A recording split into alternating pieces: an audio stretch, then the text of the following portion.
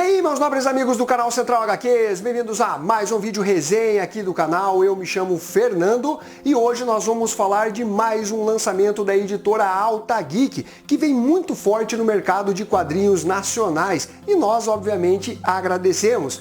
Eu vou comentar com vocês Maníaco de Nova York, publicação da editora Aftershock, material que chega encadernado no Brasil, compilando as 5 primeiras edições. Lá fora o material foi concluído em apenas 2 volumes. Nós temos aqui um material que tem um bom acabamento gráfico, gostei bastante da arte de capa da publicação. Material que conta com capa cartonada e orelhinhas, papel couché de boa gramatura, 116 páginas coloridas, ao preço de R$ 79,90, dá para você achar com desconto. Eu vou deixar o link na descrição desse vídeo. A obra é escrita por Elliott Kalan com arte de Andrea Mucci. O Elliott Kalan, ele já foi roteirista de algumas séries de TV de sucesso, inclusive venceu o Emmy Awards. As histórias do Maníaco de Nova York foram lançadas lá nos Estados Unidos no ano de 2021, durante o período pandêmico. Nós vamos ter aqui uma história que envolve slasher, com terror e algumas alegorias interessantes, que vão trazer temáticas polêmicas que estão sendo discutidas nos dias de hoje. O grande antagonista, o vilão da trama, lembra muito o Jason da série Sexta-feira 13, não só no aspecto da imortalidade, não importa o que você faça contra ele, bombas, tiros, facadas, ele sempre vai seguir adiante sem morrer, mas também no aspecto físico. E aí que eu torço um pouquinho o nariz, porque eu acho que faltou maior criatividade na elaboração do design, né, desse slasher. Ele tem uma máscara semelhante à do Jason, usa um facão também para cometer ali os vários e vários assassinatos.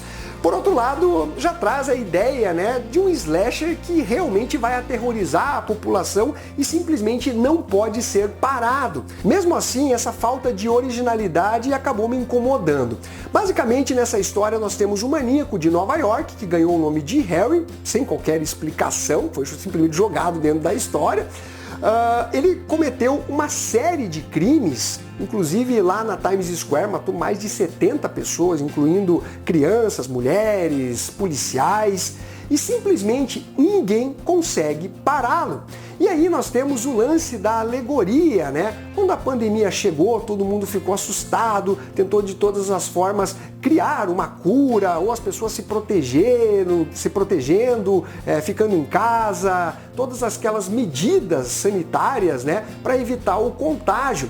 Só que depois de um tempo, inclusive o momento que a gente vem vivendo agora, nós temos uma espécie de novo normal. Tivemos que aprender a conviver com a pandemia. No caso aqui, os nova-iorquinos, eles precisam conviver agora com essa série de mortes praticadas pelo Harry, o maníaco de Nova York. É como se fosse uma loteria, qualquer um pode ser uma vítima desse maníaco. E aí que entra uma outra alegoria, que é relacionado aos massacres a tiros que rolam lá nos Estados Unidos.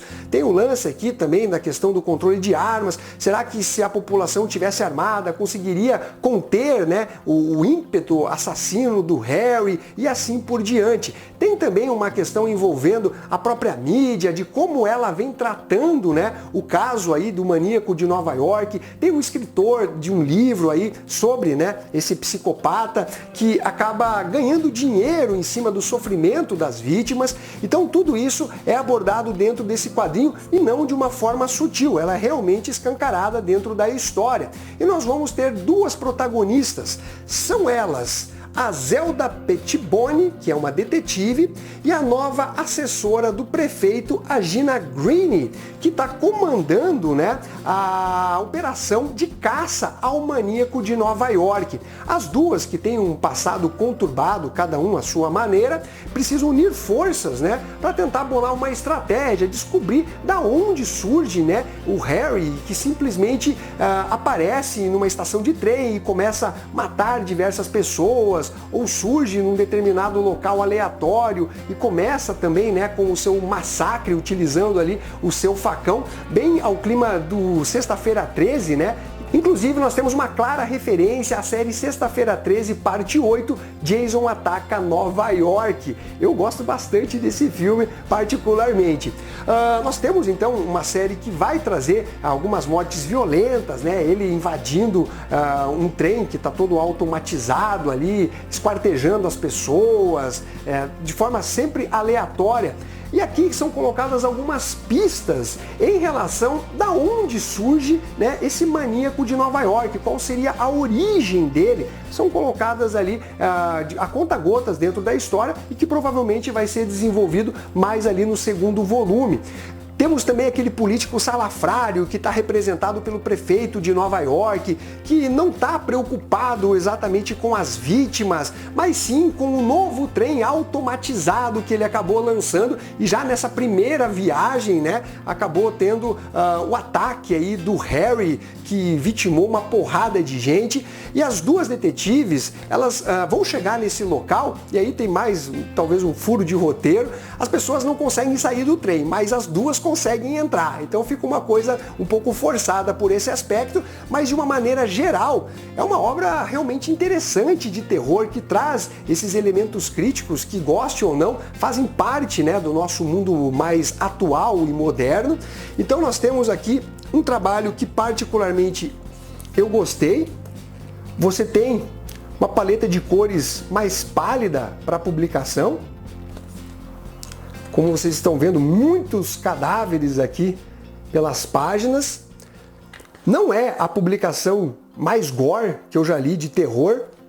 Tem algumas decapitações, ferimentos, mas nada assim visualmente tão chocante.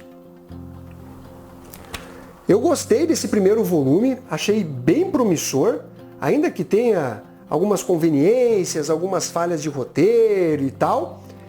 Eu achei que, de maneira geral, ela funciona realmente muito bem. Trabalho artístico também competente.